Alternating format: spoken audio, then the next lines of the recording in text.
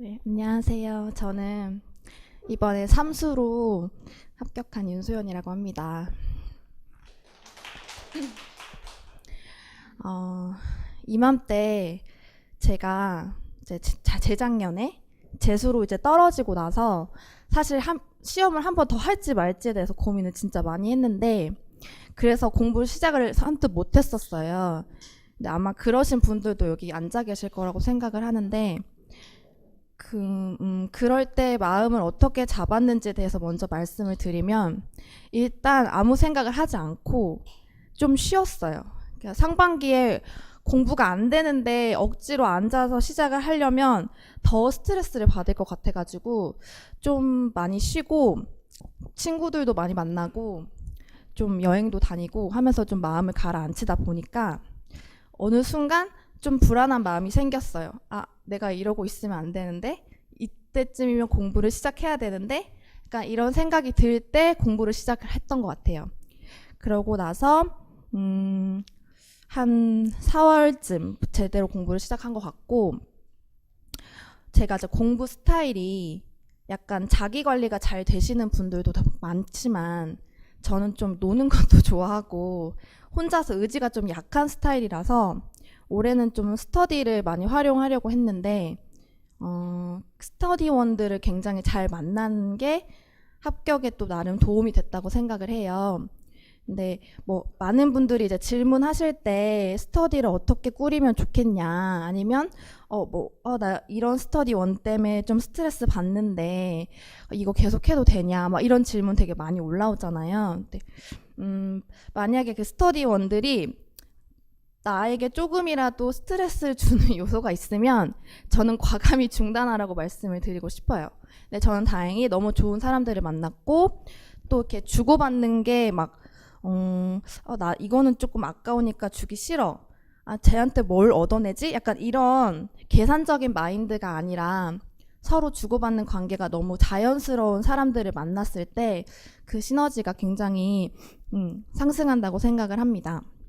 그래서 저는 일단 뭐 앞서 다른 선생님들께서 구체적인 공부 방법을 너무 잘 말씀해 주셨기 때문에 그런 것들을 막 일일이 뭐 제가 저 이게 너무 좋았어요 할 만한 거는 거의 겹치는 것 같아서 생략을 하고 일단 공부할 때 특히 일반 영어 공부할 때 제가 제일 목표로 삼았던 거는 좀 균형을 잃지 말자라는 거였어요.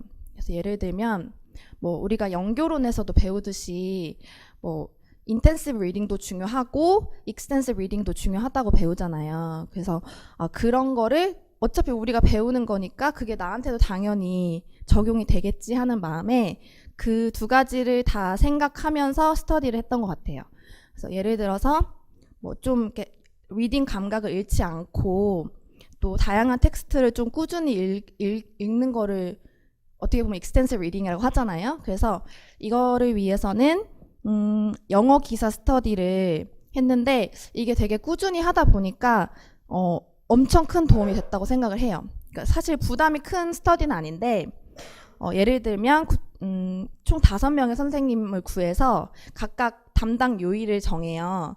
그러면 제가 만약에 이제 월요일 담당자면 일요일 밤 12시까지 월요일용 기사, 영어 기사 하나를 올리는 거예요, 카페에. 그리고 그 기사만 올리는 게 아니라 그 담당 기사에 대해서 제가 영어로 요약한 거를 한 문단 정도로 아래에다가 올리고 그 요약문에서 중요한 키워드 하나 정도만 빈칸을 뚫어서 같이 올리면 다른 선생님들이 이제 기사도 읽고 제 요약문도 보고 피드백을 주고 또 거기서 기입형 빈칸도 같이 맞추니까 좀 이렇게 리딩 감 유지하는 데도 좋고 기입형 문제 연습하는 데도 좋고 약간 이런 게 여러 가지로 도움이 됐던 것 같고 그 다음에 일반 영어에서 좀 인텐시브하게 내가 리딩을 해야 되니까 그 부분에 대해서 도움을 많이 받았던 거는 이제 김수환 선생님 모의고사 문제가 가장 큰 도움이 됐던 것 같아요.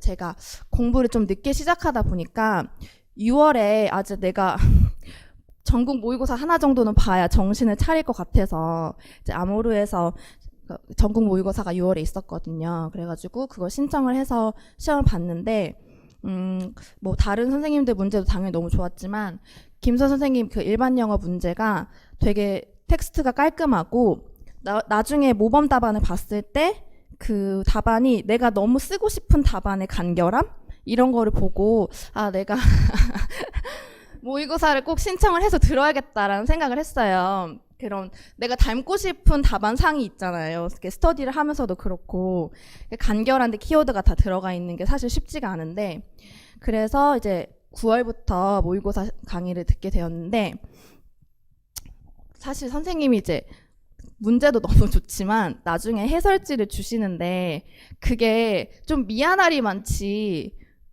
너무 자료가 좋아요.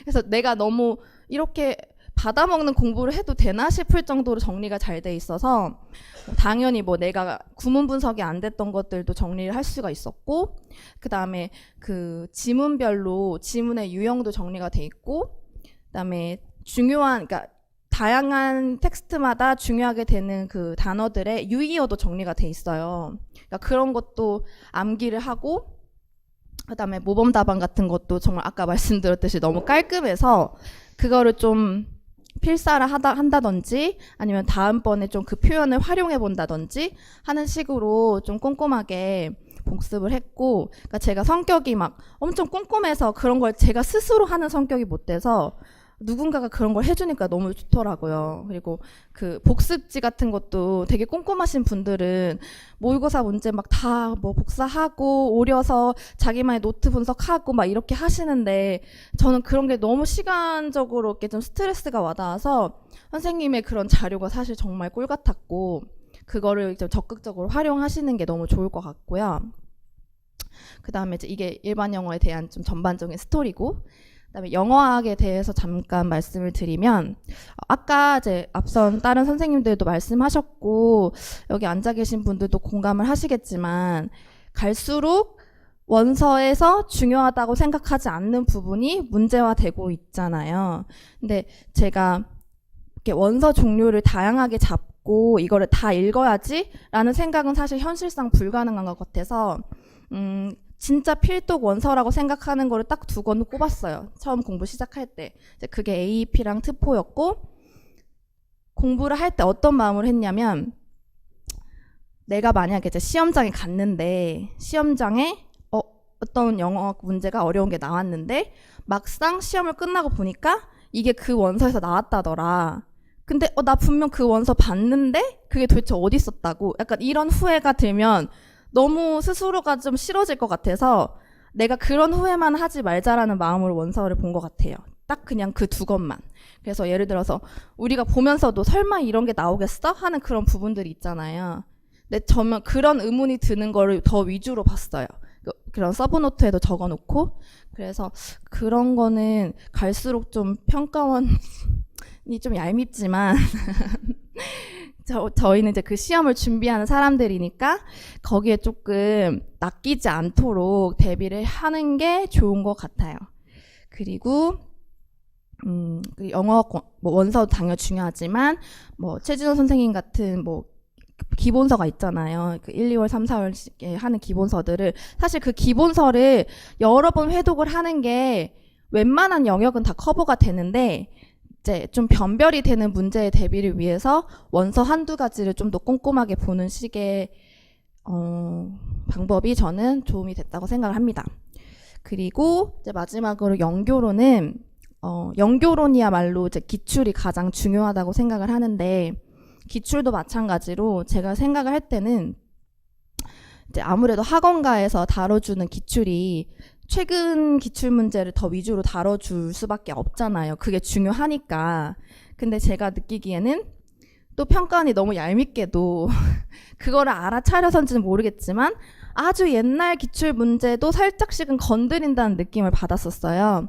그래서 뭐 당연히 초수분들은 시간적인 여력이 부족할 수도 있겠지만 재수 3수 이상의 선생님들께서는 좀 아주 옛날 기출 문제도 꼭까진 아니지만 웬만하면 보시기를 추천드리고요.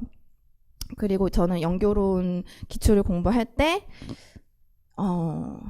아까 다른 선생님께서 말씀하셨는데 기출 글로서리 만드는 거 굉장히 도움이 되는 것 같아요. 왜냐면 이제 뭐 예를 들어서 이번에 기입형 중에 뭐 클로즈 테스트 같은 게 나왔잖아요. 근데 사실 옛날 기출 문제에서도 클로즈 테스트가 정말 많이 나왔었어요. 그래서 저는 그 클로즈에 관련된 그 표현들을 정리해놨던 표가 있었는데 사실 그런 걸 보니까 나중에 기입형도 더 잘 맞출 수가 있었고 뭐 영역별로 중요한 키워드들을 이제 좀 이렇게 글로서리로 익히다 보면 나중에 이제 모의고사 문제를 풀 때도 자신감이 굉장히 생기더라고요. 그래서 초반에는 그렇지 못했었는데 이제 이 글로서리를 다시 계속 암기하다 보니까 뭐 예를 들어서 연교론에서 오늘 만약에 바텀업 프로세싱을 관련된 문제가 나왔으면 그것과 관련된 내 글로서리 키워드를 웬만하면 잘 적어보려고 노력을 했어요.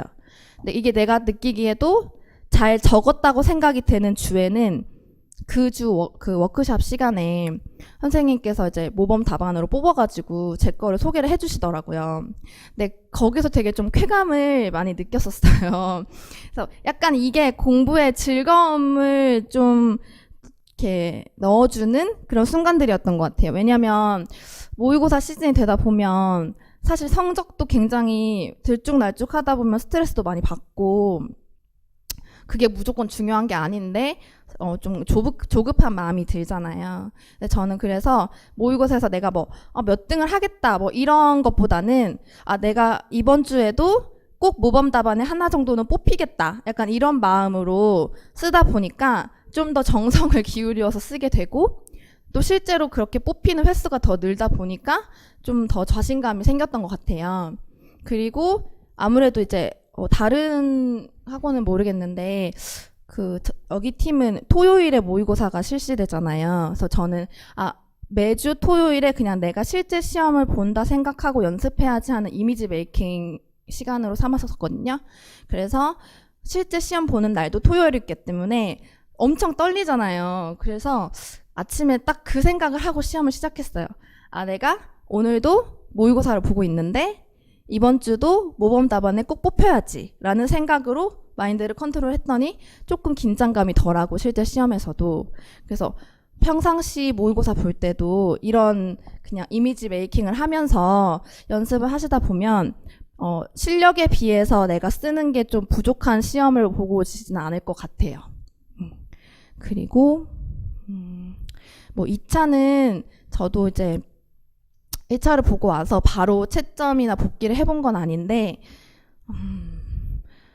시험을 못 본 것 같다라는 느낌은 없었어요. 그 사람들이 해놓은 거 보니까 기입형 같은 경우에는 답이 정확해서 맞춰보니까 어쩌다 보면 내가 1차가 될 수도 있겠구나라는 생각 때문에 12월에 당장 이제 2차 강의를 들어야지만 하겠다라는 생각이 들었고 그때 그나마 조금이라도 연습을 했던 게 1차 합격자 발표하고 나서 좀 멘탈을 유지하는 데 좀 도움이 됐던 것 같아요. 왜냐면 갈수록 그 2차에 대한 부담감이 너무 커지고 또 실제로 합격자 발표를 하고 나다 보면 생각보다 이번에는 뭐 나름 3주 정도 됐다고 하지만 생각보다 그 정도의 시간을 다 연습으로 활용할 수가 없어요. 왜냐하면 체력이 굉장히 딸리기도 하고 저는 체력이 좋은 편이 아니라서 하루에 한 세트 이상을 못 하겠더라고요. 그래서 그런 것들도 좀 감안을 해 두셨으면 좋겠고 그다음에 뭐 다른 거는 상관없이 혹시 막 체력이 좀 부족하신 분들은 저도 이제 그게 굉장히 고민이었기 때문에 꼭 상반기에라도 운동이나 뭐 이런 것들도 한번 생각을 해보시는 것도 좋은 것 같아요. 저는 운동을 좀 꾸준히 했고 영양제도 정말 종류별로 많이 먹었고 그래서 어떻게든 할 수 있는 거는 다 해보려고 노력을 했습니다. 네. 그리고 마지막으로 시험이 참 잔인하고 너무 잘하시는 분들이 많은데 제가 생각해도 스터디를 하다 보면 아니 이렇게 잘하는 사람이 도대체 왜 떨어졌을까 막 이런 생각이 드는 순간들이 진짜 많았는데 거기서 지지 않으려면 조금 마음을 내려놔야 되는 것 같아요. 그러니까 뭐 이게 나태해지라 뭐 이런 말이 아니라 나는 이거 아니면 절대 안 돼 막 이런 너무 이렇게 절박한 심정을 갖다 보면 좀 더 마음이 좁아지는 것 같아요. 그래서 저는 그런 마음을 좀 내려놓으려고 하다 보니까 올해는 조금 더 편하게 시험을 볼 수 있었던 것 같습니다.